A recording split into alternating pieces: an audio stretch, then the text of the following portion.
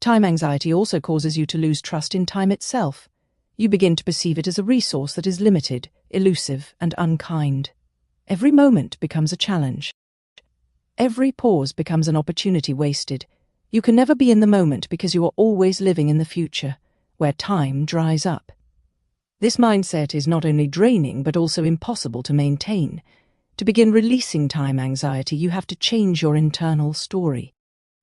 You must stop believing that your worth is measured by output. You must remind yourself that doing everything is not the goal. Doing the right things is. Start each day by naming your top 1 to 3 priorities and allow yourself to focus solely on those. Let the rest wait, let the pressure go. Time is not the enemy. Scarcity is. Peace begins with finding oneself again. The answer to the dilemma of time lies not in the quickening of pace. It lies in slowing down sufficiently to reconnect with the essentials. It requires giving oneself permission to do less and to feel more, not in order to stop, but so as to live. You will never outrun time, but you can stop fighting it.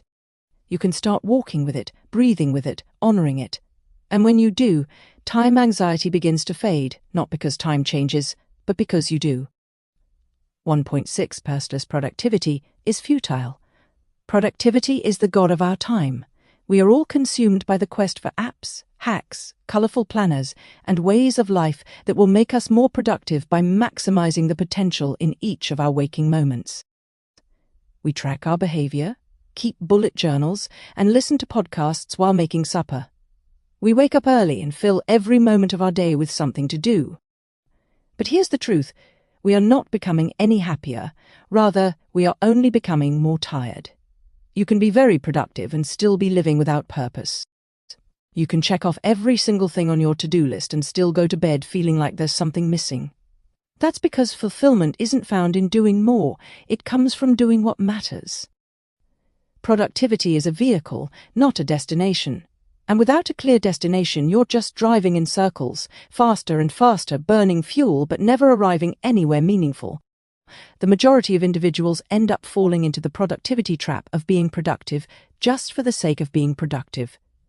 The desire to feel worthwhile compels them to be successful, and the need to have things under control makes them overplan everything.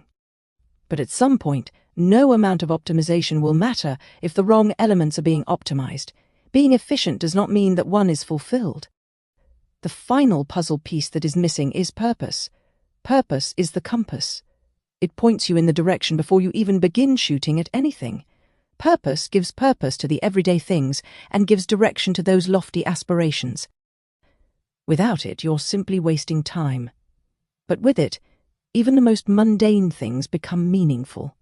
Writing a single page a day turns into crafting your masterpiece of a life. In finding their purpose again, you need to ask yourself, what is important to me? What life do I wish to create? It should not only be about what you want to accomplish, but what will make this day valuable regardless of whether you accomplish all your tasks.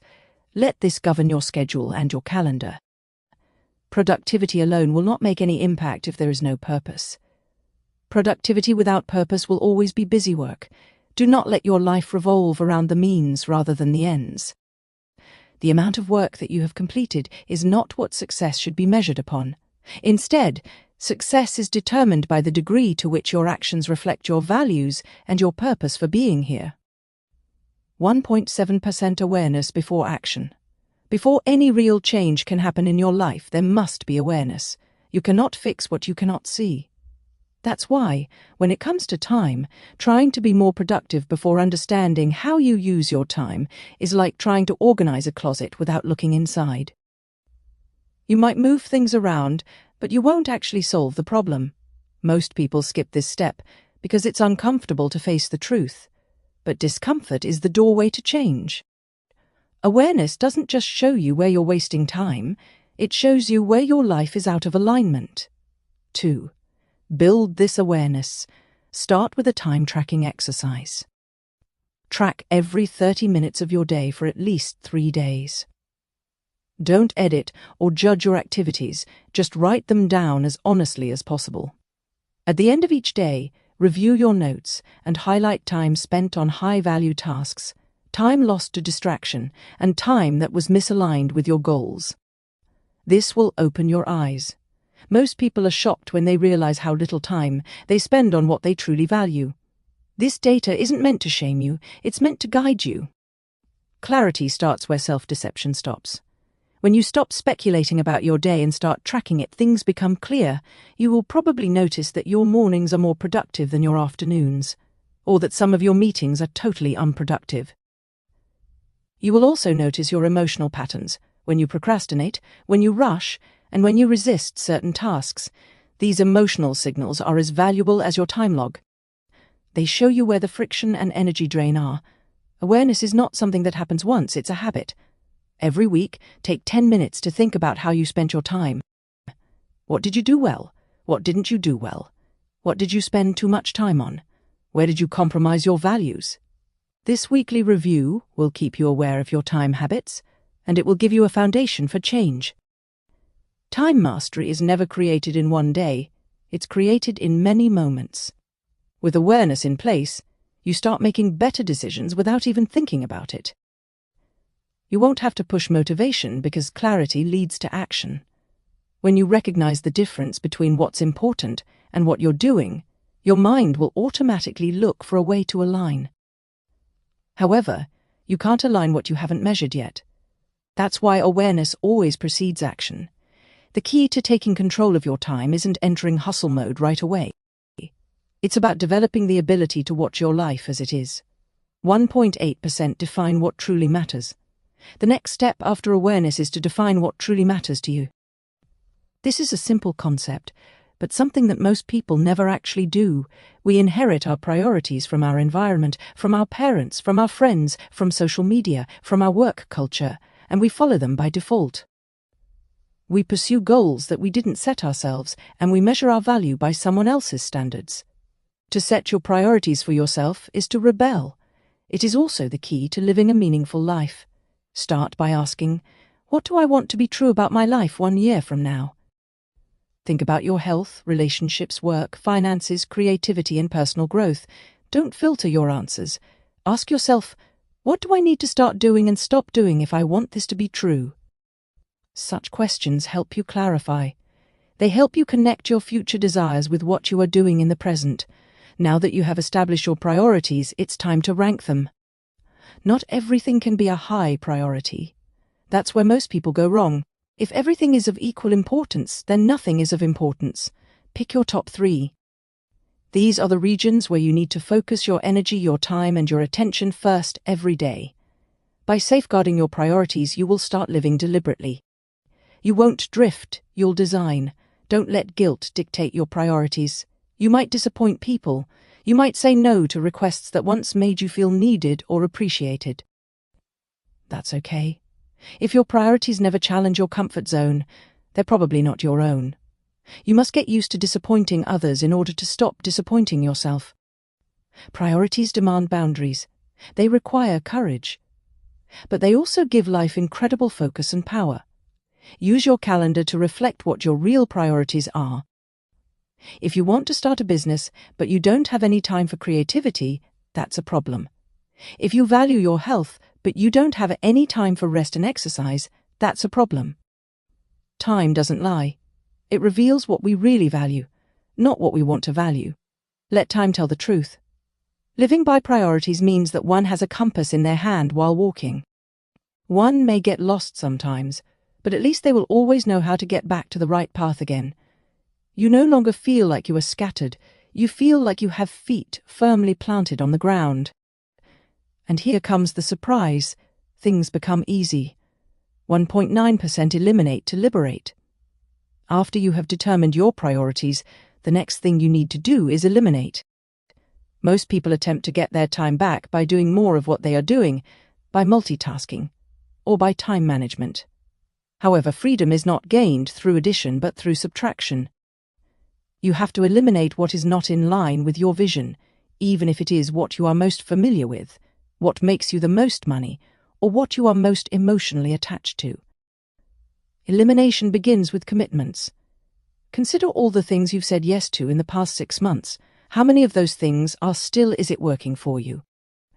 How many commitments were you forced into through guilt, fear, and obligation? How many commitments are made purely out of habit, with no reflection on who you want to be? Every yes comes at a price. What's the cost? It's your time, energy, attention, and opportunities. Be very conscious of what you say yes to, otherwise your calendar will be filled with garbage. To start the process of elimination, ask yourself, what would I cancel today that I would feel relief over or regret about? Relief is a sign. It means you've been doing something out of duty, not desire. Start a list of things you would cancel without consequence: tasks, meetings, subscriptions, social engagements. Then cancel them. Say no, unsubscribe, delegate, delete. The void you'll create will be awkward at first, but that void is where clarity resides. Elimination is also about breaking with tradition and roles. You might be doing something just because you've always done it. You might be the go-to person for things at work or in your family, but just because you're good at something doesn't mean you should continue to do it. Being good at something doesn't mean it's in line with your purpose. Get rid of roles that suck the life out of you, even if others don't understand. If you want to serve others well, you have to serve yourself first. You will never feel fully in control of your time until you become ruthless about what doesn't belong. That doesn't mean becoming selfish or cold. It means becoming committed to your vision.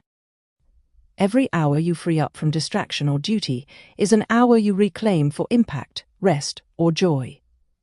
Elimination isn't about loss, it's about liberation. You will never know how it feels to be in control of your time until you learn to be ruthless about what doesn't belong. This doesn't mean you have to become selfish and cold.